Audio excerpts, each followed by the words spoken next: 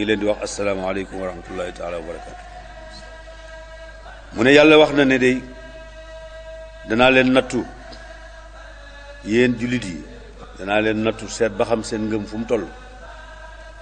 lu ma leen di nattoo danaa leen tiitloo, danaa leen indil ay tiitaange yi jamono, danaa leen indil léeg-léeg xiif, nawet bañ a am, nit ñi duñu tool yi du jag, wala ma nattoo leen ñàkk.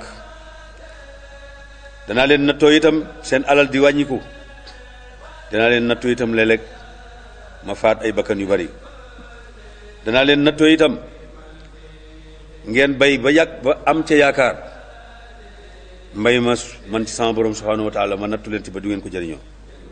waaye loolu lépp de damay seet ba xam fu ngeen toll ci man rek, seenu ngëm ak seen yàqin ci man yàlla fu ngeen toll.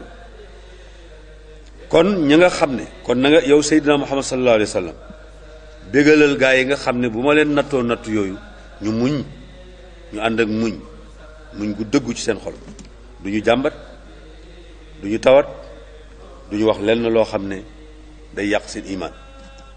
ñooñu nga xam ne bu fekkente ne yàlla teg na leen nattu wala musiba, la ñu jey teg ñoom mooy ñun de yàlla moonu moom, te it ci moom rek la ñuy mujj delluwaat. ñooñee nag yàlla nee na maam samay xéewal ak sama yërmande danaa ko wàcc ci ñoom, te ñooñu ñooy ñi nga xam ne ñoo jaar ci yoonu jub. loolu la sunu borom subhanahu wa taala wax.